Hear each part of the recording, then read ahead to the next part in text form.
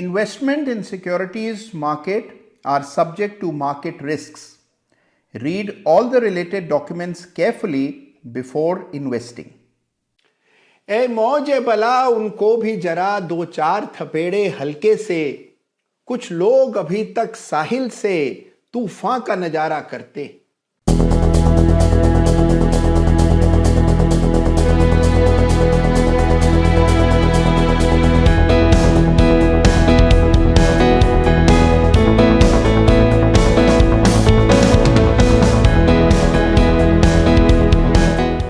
नमस्कार, जय Shri Ram. Chart of the week के एक और बिल्कुल ताजा तरीन ब्रांड न्यू एडिशन में आप सबका हृदय की गहराइयों से फिर एक बार बहुत बहुत स्वागत और आप सबको मेरी ओर से बहुत बहुत शुभकामनाएं होली की, जो कि इस सप्ताह जमकर हम सब ने खेली।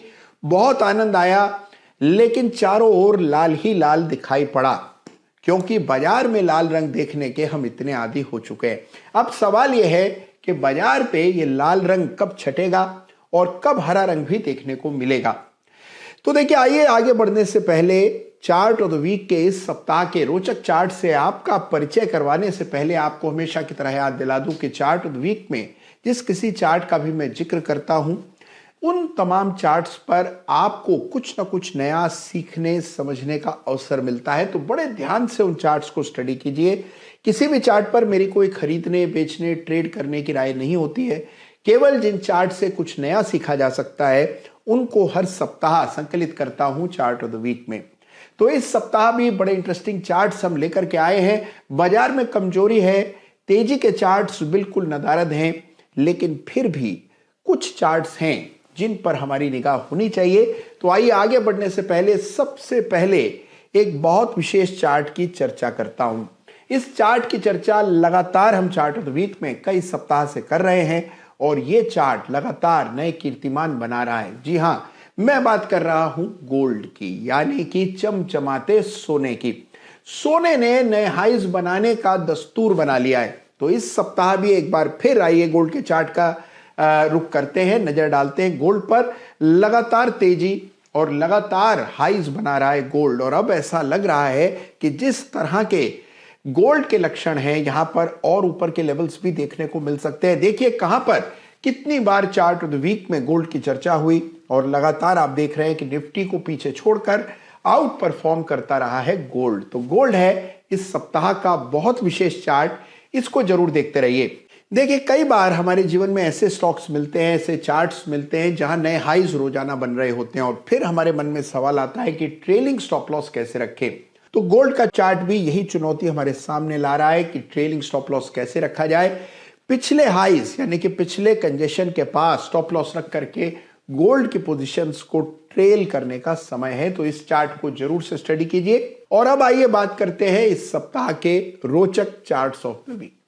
और हाँ, देखिए, गोल्ड की बात की और सिल्वर की ना की तो सिल्वर बुरा मान जाएगा। और सिल्वर की बात भी हम लगातार गोल्ड के साथ साथ करते आए हैं। पिछले सप्ताह भी हमने बड़ी डिटेल में बात की सिल्वर के चार्ट की, और इस सप्ताह बड़ा मूव आते हुए दिखाई पड़ा। तो यदि आप चार्ट ठीक देख रहे हैं तो कहीं ना कहीं बुल मार्केट हमेशा चलता ही रहता है, कहीं ना कहीं तेजी हमेशा आपको देखने को मिलेगी।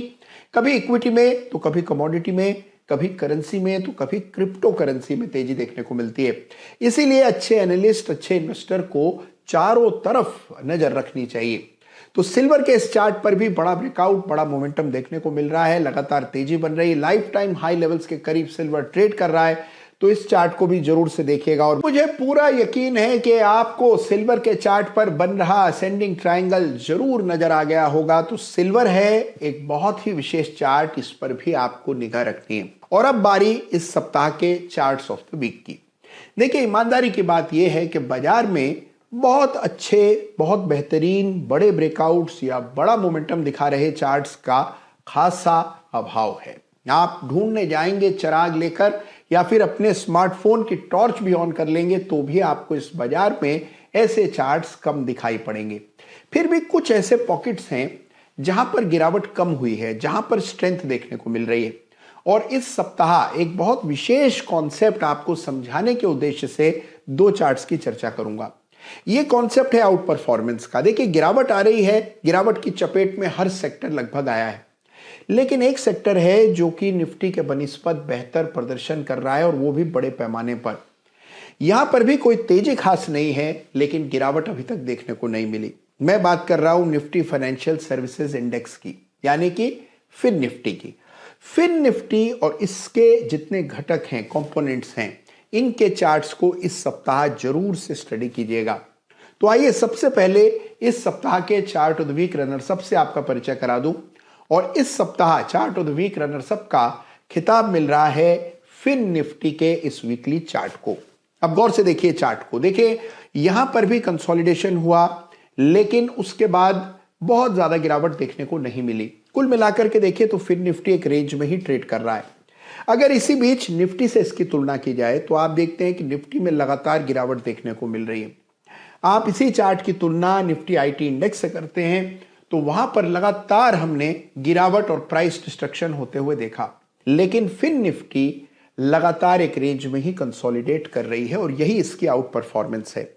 इस तरह के बाजार में आउट परफॉर्मर्स पर फोकस करना है तो फिन निफ्टी है इस सप्ताह का बहुत विशेष चार्ट, यानी कि इस सप्ताह का chart of the week runners up.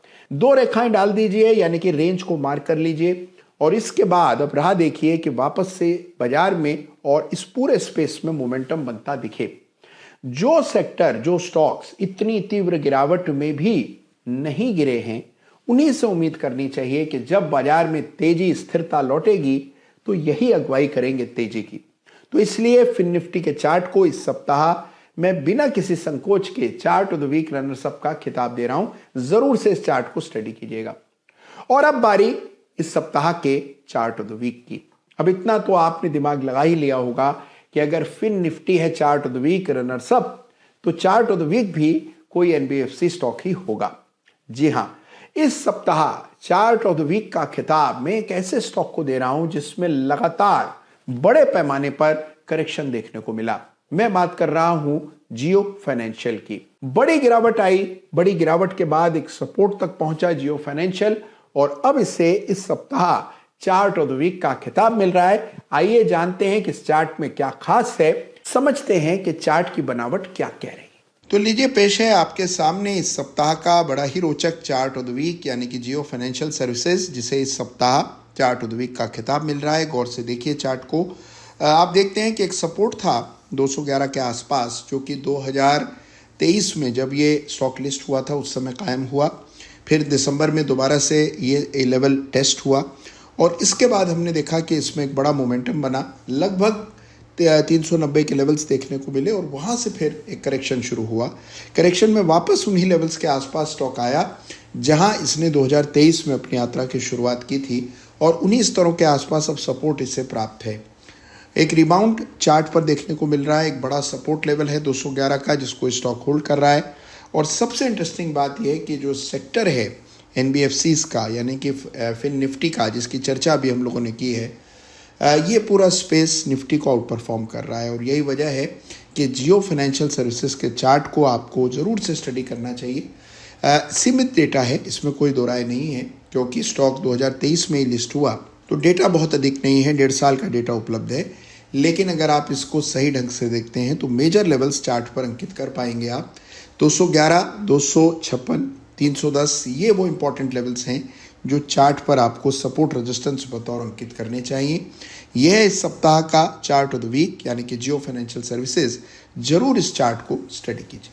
तो देखा आपने कि गिरावट के बाद जियो फाइनेंशियल एक सपोर्ट पर ट्रेड कर रहा है और पूरा सेक्टर जो है वो बाजार से बेहतर प्रदर्शन कर रहा है। तो इन दोनों ही चार्ट्स को इस सप्ताह स्टडी कीजिएगा और समझने की कोशिश कीजिएगा कि गिरते बाजार में जो मजबूती दिखाए वही सेक्टर आपके लिए इंपॉर्टेंट होता है और जो गिरावट में बाजार की तुलना में ज्यादा गिर रहा है उससे उम्मीदें कम कर देनी चाहिए। तो इस तरह से बाजार के इस गिरावट से भी कुछ ना कुछ सीखना चाहिए और अपने आप को तैयार करना चाहिए।